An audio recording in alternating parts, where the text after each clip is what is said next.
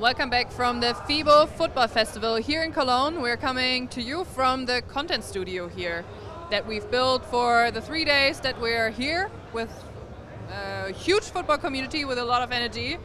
But right now we're going to talk about the 16 franchises of the ELF and the upcoming season for these franchises, especially the East Division. And now it's time for the Prague Lions. I've brought an expert, Matt Bressington, with me.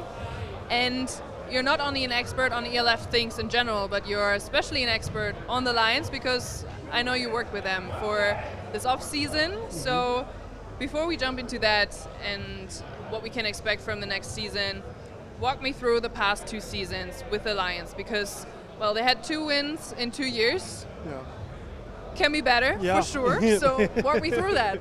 All right. So, I mean, even in 2023, they come in and that win, it wasn't really a win, it was a forfeit when we had the stuff with the Kings going on. So no one really counted that as a win. So for them to come in this season, they needed to get that win. And honestly, it was a really entertaining game with them and the Enthroners. It was Alexander Borkovic, who we'll get to in a second, seals the game with an interception, but 2 wins is not good. Like, that's the real. Can't sugarcoat that one. It's razor close to being rock bottom. There's only really one win you can get less. Yeah. So there's really only ways up. But they've proved a massive commitment in getting better this off-season. Not just with me being part of the team. I want to brag a little bit, but they've also brought in Dave Warner, head coach. They've got a ton of really James Brooks, their defensive end from last season, and a career Prague Lion. He's been there for years. He's going to be their DC. So they've put a massive emphasis on a culture and just building strong within the Prague Lions this off-season. Nice. So I think what I'm most interested in is what was your role in helping them throughout the off-season, because that's quite a unique position that you're in, with neither being a coach or on the roster itself, but bringing in obviously a huge amount of knowledge from what you've gathered so far about the ELF, but about European football in general, American football in general. So what was your role, especially this off-season? I mean, I was pure scouting. I'm a scout at heart. I've been scouting for years. Caleb Leach, a big mentor of mine. He's at the Carolina Panthers at the moment. Him, Andrew Weidinger as well, another mentor. He's obviously a coach in the ELF with Madrid, but he was a former scout, so me and him talk regularly. And scouting is just a big passion of mine. I love it. I've got boards of, you've seen them, hundreds and hundreds and hundreds of players. I love watching film. It's what I'm about. So me in Prague, we talked in the off-season and discussed about me working with them and came to a deal, and I'm really excited about the team that I helped build. I didn't do everything, of course. The coaches are there as well. I had the final say, but I presented a few players. Some of the ones we're going to talk about are guys that I'm really excited to talk about, and this is a team I'm an expert on every team. I don't want people to get twisted, but with Prague, I have an inner knowledge that I'm really excited to share with the fans, because I think people in Prague should be really excited about this season. So let's get into it. Let's get into the players, but first of all, let's talk about the new additions, also departures and maybe extensions that they had. Yeah, so the big key departure, which a lot of people are talking about, is Alexander Borkovic, safety from Serbia. He's been there for a while, so he was kind of like their adopted son, honestly, in that city. And it was a lot of people were really worried about missing him, and understandably so. He's a hard hitter, one of only, I believe, 7 players to get 100 tackles this year. He is a great box player, can play in the nickel as well as safety. It's a big loss, and to lose him to the Enthroners is tough because that's a rival team. So they do need to overcome that. I think they've got in some interesting players that are going to be able to fulfill that role, but that is a big key departure that they're going to miss. Extension-wise, I wanted to go with 3 Czech players for this. Homegrowns win the league, and we've discussed it multiple times. You don't have elite homegrowns, you're going to really struggle. They have a couple of really elite homegrowns. Radim Kalius, receiver, former IPP prospect, great athlete, coming into his prime now. Played with Vienna as well a couple of years ago. We weren't sure if we were going to get him back, but he locked in, and I think he's going to be really good number 2 next to someone we're going to talk about later. Jakub Smudny, I've been talking to everyone I can talk about. We just had Dennis Butts here. I was talking about Jakub Smudny. I think he'll be an all-star level player. He's an interior guy. When he played against France for the off-season with Czechia and France, Czechia beat France, which is in itself a crazy statement. People are going to argue, but they didn't have the best team. Jakub Smudny was everywhere. It's one of the best performances I've ever seen from an interior defensive lineman. I'm really excited about him coming into the year. And then Adam Zuleka, running back, struggled with injuries. But he struggled with injuries and yards per carry because he hasn't had the offensive line. That's changed. They put a lot of investment in on the offensive line. And we're going to talk about that in a minute. But some more additions, and two particular additions I want to talk about is their American corners. Oh my goodness, these American corners. I'm so excited about them. Ken Hike and Jalen Embry. Jalen Embry, he's your zonal guy. He's staring the quarterback down the whole way. He's come with Warner from Madrid to Prague. He's such a good ball-playing defender. He's rocked up like he's built like an outdoor, to use a British phrase. But he's so physical, so aggressive, such a good ball player, and he's going to be a big part of this. Opposite him, Ken Hike Jr., a former All-Star in this league with the Helvetic Mercenaries, and went on to the Vikings, and now he's in Prague. He is so technically excellent. He's so aggressive on the line, so handsy in press coverage. He's your man cover corner. So you've got a great zone cover corner, you've got a great man cover corner. The American cannot go, so when they're playing these players, the Americans can't just move around the field, because wherever you go, left or right, X, Y, Z, wherever, they're going to have an American corner able to man coverage or sit in the zone, and that's going to be a big problem, because both of these guys have all-star potential. That are certainly very exciting changes that are going on in Prague, and especially with the additions that bring on a lot of talent for the roster. And you mentioned that there has been an extension of certain homegrown players that will play a key role also in the overall roster. But I think homegrowns have been one of the main points that we talked about, especially in this division where we talked about Ferhava, where they're maybe lacking a little bit, and this is where we see some issues further down in the season with the depth of the roster. Yeah. So what's the depth here in Prague? Is there a good homegrown depth as well, and how do you see the bigger picture then in the roster? Yeah, I think in certain positions they've got a decent amount of depth. Running back, I'm a little bit worried. There is a Czech running back, Adam Malchaka. I'd like him to come over from the Black Panthers. He will be interesting. Receiver have some depth. Josef Janota and Lucas Kadlec, two players I like a lot for that receiver core. The offensive line, they've had to beef that up. They've got 4 E's on the offensive line, which is a lot, because I'm going to be honest, there's not a ton of Czech offensive line talent. So they've had to bring in the Burgess brothers. 2 brothers played in the ELF on the same offensive line from the UK. Jasper Friss, a former D1 player, champion with the Rhine Fire, and Lucas De Silva, a little bit of a gem. Not by me, actually. That was brought to by Prague and their coaches. They see him as a long, athletic right tackle, play for Milan. He's from Brazil. He could be interesting. Defensive line depth.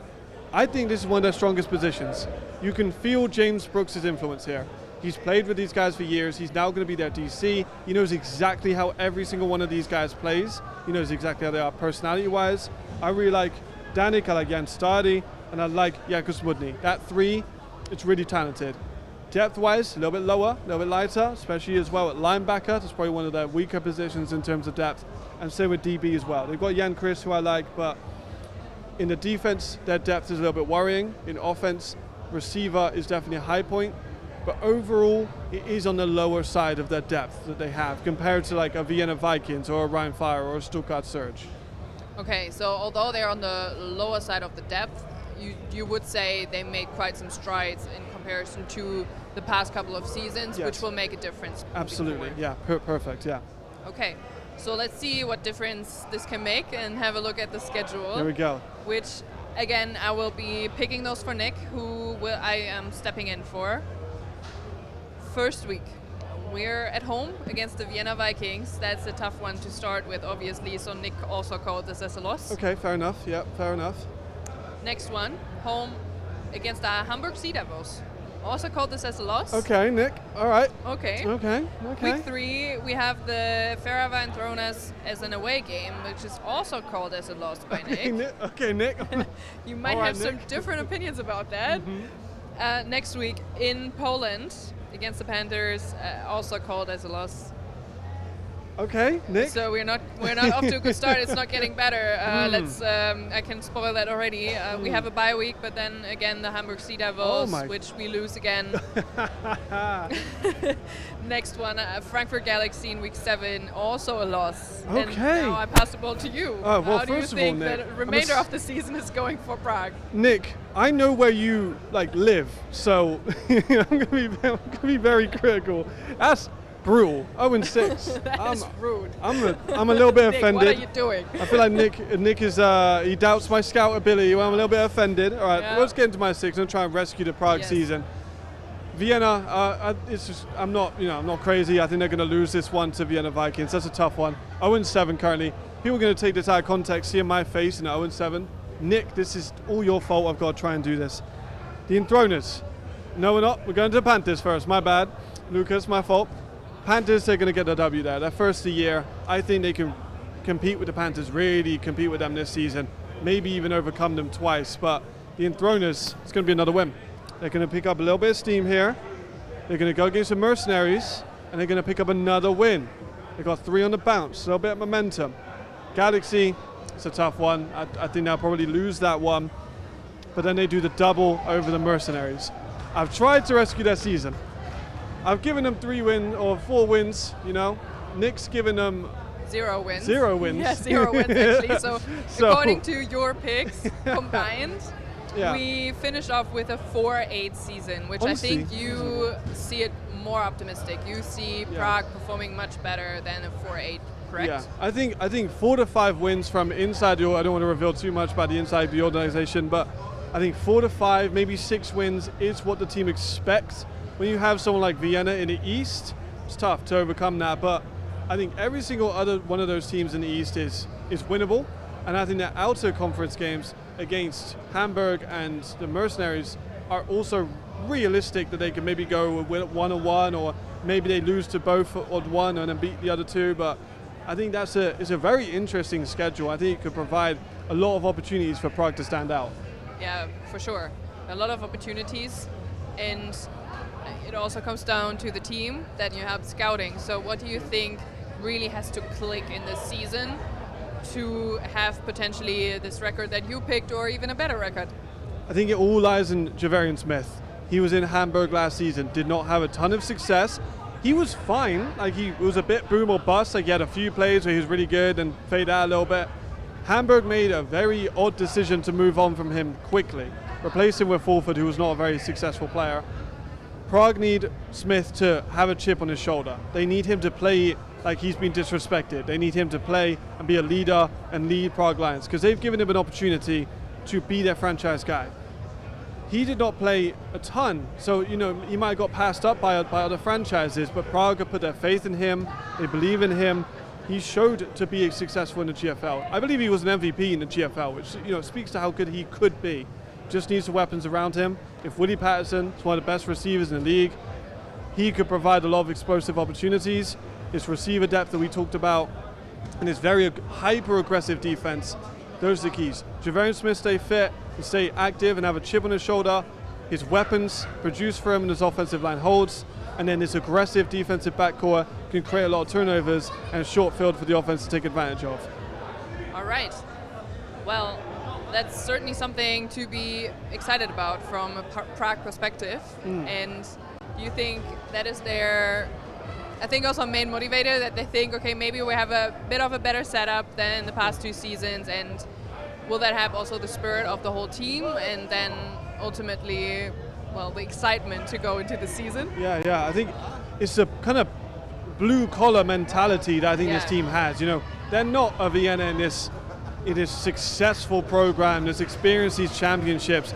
They are in a beautiful city, don't get me wrong, but they have this workers' attitude of which is going to outwork everyone. It's going to be grimy. It's going to be we're going to get a little bit nasty with these 2 really successful press corners.